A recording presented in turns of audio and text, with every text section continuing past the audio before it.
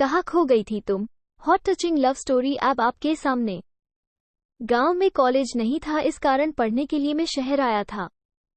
ये किसी रिश्तेदार का एक कमरे का मकान था, बिना किराए का था। आसपास सब गरीब लोगों के घर थे और मैं अकेला था। सब काम मुझे खुद ही करने पड़ते थे, खाना बनाना, कपड़े धोना, घर की साफ सफाई करना। कुछ दिन बाद एक गरीब लड़की अपने छोटे भाई के साथ मेरे घर पर आई। आते ही सवाल किए, तुम मेरे भाई को ट्यूशन करा सकते हो क्या? मैंने कुछ देर सोचा, फिर कहा, नहीं। उसने कहा, क्यों? मैंने कहा, टाइम नहीं है, मेरी पढ़ाई डिस्टर्ब होगी। उसने कहा, बदले में मैं तुम्हारा खाना बना दूंगी। शायद उसे पता था कि मैं खाना खुद पकाता हूँ। मैंने कोई जवाब नहीं दिया तो वो और लालच देकर बोली, बर्तन भी साफ कर दूंगी। अब मुझे भी लालच आ ही गया। मैंने कहा, कपड़े भी धो दो तो पढ़ा दूंगा। वो मान गई। इस तरह से उसका रोज घर में आना जाना होने लगा। वो काम करती रहती और मैं उसके भाई को पढ़ा रहा होता। ज्यादा बात नहीं होती। उसका भाई 8वीं कक्षा में था, खूब होशियार था, इस कारण ज्यादा माथा पच्ची नहीं करनी पड़ती थी। कभी कभी वो घर की सफाई भी कर दिया करती थी। दिन गुजरने लगे। एक रोज शाम को वो मेरे घर आई तो उसके हाथ में एक बड़ी सी कुल्फी थी। मुझे दी तो मैंने पूछ लिया, कहाँ से लाई हो? उसने कहा, घर से। आज बरसात हो गई तो कुल्फियां नहीं बिकी। इतना कहकर वो उदास हो गई। मैंने फिर कहा, मगर तुम्हारे पापा तो समोसे कचौरी का ठेला लगाते हैं। उसने कहा, वो सर्दियों में समोसे कचौरी और गर्मियों में कुल्फी। और आज बरसात हो गई तो कुल्फी नहीं बिकी, मतलब ठंड के कारण लोग कुल्फी नहीं खाते। ओह, मैंने गहरी सांस छोड़ी। मैंने आज उसे गौर से देखा था। गंभीर मुद्रा में वो उम्र से बड़ी लगी, समझदार भी, मासूम भी। धीरे धीरे वक्त गुजरने लगा। मैं कभी कभार उसके घर भी जाने लगा, विशेष तौर पर किसी त्योहार या उत्सव पर। कई बार उससे नजरें मिलती तो मिली ही रह जाती। पता नहीं क्यों, ऐसे ही समय बीतता गया। इस बीच कुछ बातें मैंने उसकी भी जान ली कि वो बूंदी बांधने का काम करती है। बूंदी मतलब किसी ओढ़नी या चुनरी पर धागे से गोल गोल बिंदु बनाना। बिंदु बनाने के बाद चुनरी की रंगाई करने पर डिजाइन तैयार हो जाती है। मैंने बूंदी बांधने का काम करते उसे बहुत बार देखा था। एक दिन मैंने उसे पूछ लिया, ये काम तुम क्यों करती हो? वो बोली, पैसे मिलते हैं। क्या करोगी पैसों का? इकट्ठे करती हूँ। कितने हो गए? यही कोई 6-7 हजार। मुझे 1000 रुपये उधार चाहिए, जल्दी लौटा दूंगा। मैंने मांग लिए। उसने सवाल किया, किस लिए चाहिए? कारण पूछोगी तो रहने दो, मैंने मायूसी के साथ कहा। वो बोली, अरे मैंने तो ऐसे ही पूछ लिया, तू मांगे तो सारे दे दूं। उसकी ये आवाज अलग सी जान पड़ी, मगर मैं उस वक्त कुछ समझ नहीं पाया। पैसे मिल रहे थे, उन्हीं में खोकर रह गया। एक दोस्त से उधार लिए थे, कमबख्त 2-3 बार मांग चुका था। एक रोज मेरी जेब में गुलाब की टूटी पंखुड़ियां निकली, मगर तब भी मैं यही सोचकर रह गया कि कॉलेज के किसी दोस्त ने चुपके से डाल दी होगी। उस समय इतनी समझ भी नहीं थी। एक दिन कॉलेज की मेरी एक दोस्त मेरे घर आई कुछ नोट्स लेने। मैंने दे दिए और वो मेरे घर के बाहर खड़ी थी और मेरी दोस्त। और फिर दूसरे दिन दोपहर में ही आ धमकी। आते ही कहा, मैं कल से तुम्हारा कोई काम नहीं करूंगी। मैंने कहा, क्यों? काफ़ी देर तो उसने जवाब नहीं दिया। फिर धोने के लिए मेरे बिखरे कपड़े समेटने लगी। मैंने कहा, कहीं जा रही हो? उसने कहा, नहीं, बस काम नहीं करूंगी, और मेरे भाई को भी मत पढ़ाना कल से। मैंने कहा, अरे तुम्हारे 1000 रुपये कल दे दूंगा, कल घर से पैसे आ रहे हैं। मुझे पैसे को लेकर शंका हुई थी, इस कारण पक्का आश्वासन दे दिया। उसने कहो, पैसे नहीं चाहिए मुझे। मैंने कहा, तो फिर? मैंने आंखें उसके चेहरे पर रखी और उसने एक बार मुझसे नज़र मिलाई तो लगा हजारों प्रश्न हैं उसकी आंखों में, मगर मेरी समझ से बाहर थे। उसने कोई जवाब नहीं दिया। मेरे कपड़े लेकर चली गई। अपने घर से ही धोकर लाया करती थी। दूसरे दिन वह नहीं आई, न उसका भाई आया। मैंने जैसे तैसे खाना बनाया, फिर खाकर कॉलेज चला गया। दोपहर को आया तो सीधा उसके घर चला गया, ये सोचकर कि कारण तो जानू काम नहीं करने का। उसके घर पहुंचा तो पता चला कि वो बीमार है। एक छप्पर में चारपाई पर लेटी थी अकेली।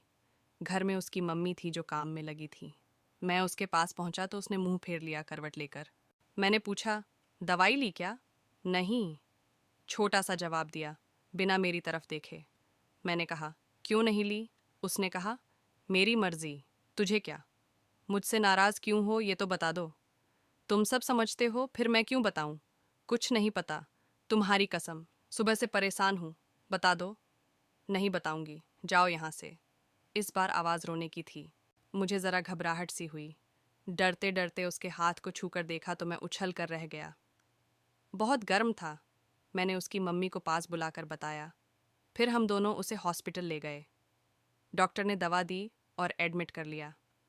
कुछ जांच वगैरह होनी थी, क्योंकि शहर में 1-2 डेंगू के मामले आ चुके थे। मुझे अब चिंता सी होने लगी थी। उसकी माँ घर चली गई उसके पापा को बुलाने। मैं उसके पास अकेला था। बुखार ज़रा कम हो गया था। वह गुमसुम सी लेटी थी, दीवार को घुर रही थी एकटक। मैंने उसके चेहरे को सहलाया तो उसकी आंखों में आंसू आ गए, और मेरे भी। मैंने भरे गले से पूछा, बताओगी नहीं? उसने आंखों में आंसू लिए मुस्कुराकर कहा, अब बताने की ज़रूरत नहीं है। पता चल गया है कि तुझे मेरी परवाह है ना? मेरे होठों से उसने कहा, बस अब मैं मर भी जाऊं तो कोई गिला नहीं। उसने मेरे हाथ को कस कर दबाते हुए कहा। उसके इस वाक्य का कोई जवाब मेरे लबों से नहीं निकला, मगर आंखें थीं जो जवाब को संभाल न सकी। बरस पड़ी। वह उठकर बैठ गई और बोली, रोता क्यों है पागल? मैंने जिस दिन पहली बार तेरे लिए रोटी बनाई थी उसी दिन से चाहती हूँ तुझे। एक तू था पागल। कुछ समझने में इतना वक्त ले गया। फिर उसने अपने साथ मेरे आंसू भी पोंछे। फिर थोड़ी देर बाद उसके घर वाले आ गए। रात हो गई थी। उसकी हालत में कोई सुधार नहीं हुआ। फिर देर रात तक उसकी बीमारी की रिपोर्ट आ गई। बताया गया कि उसे डेंगू है, और ये जानकर आग सी लग गई मेरे सीने में। खून की कमी हो गई थी उसे, पर खुदा का शुक्र है कि मेरा खून मैच हो गया था उसका भी। 2 बोतल खून दिया मैंने तो ज़रा शकून सा मिला दिल को। उस रात वह अचेत सी रही। बार बार अचेत अवस्था में उल्टियाँ कर देती थी। मैं 1 मिनट भी नहीं सोया उस रात। डॉक्टरों ने दूसरे दिन बताया कि रक्त में प्लेटलेट्स की संख्या तेजी से कम हो रही है। खून और देना होगा। डेंगू का वायरस खून का थक्का बनाने वाली प्लेटलेट्स पर हमला करता है। अगर प्लेटलेट्स खत्म तो पूरे शरीर के अंदरूनी अंगों से खून का रिसाव शुरू हो जाता है। फिर बचने का कोई चांस नहीं। मैंने अपना और खून देने का आग्रह किया। फिर मैंने मेरे कॉलेज के 2-4 दोस्तों को बुलाया। साले 10 एक साथ आ गए। खून दिया, हिम्मत बंधाई, पैसों की ज़रूरत हो तो देने का आश्वासन दिया और चले गए। उस वक़्त पता चला दोस्त होना भी कितना ज़रूरी है। पैसों की कमी नहीं थी। घर से आ गए थे। दूसरे दिन की रात को वो कुछ ठीक दिखी। बातें भी करने लगी। रात को सब सोए थे। मैं उसके पास बैठा जाग रहा था। उसने मुझे कहा, पागल बीमार मैं हूँ, तू नहीं। फिर ऐसी हालत क्यों बना ली है तुमने? मैंने कहा, तू ठीक हो जा, मैं तो नहाते ही ठीक हो जाऊंगा। उसने उदास होकर पूछा, एक बात बता। मैंने कहा, क्या? उसने कहा, मैंने एक दिन तुम्हारी जेब में गुलाब डाला था, तुझे मिला? मैंने कहा, सिर्फ पंखुड़ियाँ मिली थीं। हाँ। उसने कहा, कुछ समझे थे? नहीं। क्यों? सोचा था कॉलेज के किसी दोस्त की मजाक है। और वो रोटियाँ? कौन सी? दिल के आकार वाली। अब समझ में आ रहा है। बुद्धू हो। हाँ। फिर वह हंसी, काफ़ी देर तक। निश्चल मासूम हंसी। कल सोए थे क्या? नहीं। अब सो जाओ, मैं ठीक हूँ, मुझे कुछ ना होगा। सचमुच नींद आ रही थी, मगर मैं सोया नहीं। मगर वह सो गई।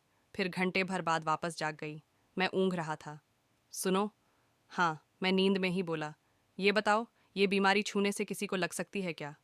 नहीं, सिर्फ एडीज मच्छर के काटने से लगती है। इधर आओ। मैं उसके करीब आ गया। एक बार गले लग जाओ, अगर मर गई तो ये आरजू बाकी न रह जाए। ऐसा ना कहो प्लीज़। मैं इतना ही कह पाया। फिर वो मुझसे काफ़ी देर तक लिपटी रही और सो गई। फिर उसे ढंग से लिटाकर मैं भी एक खाली बेड पर सो गया। मगर सुबह मैं तो उठ गया, और वो नहीं उठी। सदा के लिए सो गई। मैंने उसे जगाने की बहुत कोशिश की थी, पर आंखें न खोली उसने। वो इस संसार को मुझे छोड़कर इस दुनिया से जा चुकी थी, मुझे रोता बिलखता छोड़ कर। अगर कहानी पसंद आए तो शेयर और कमेंट ज़रूर करें।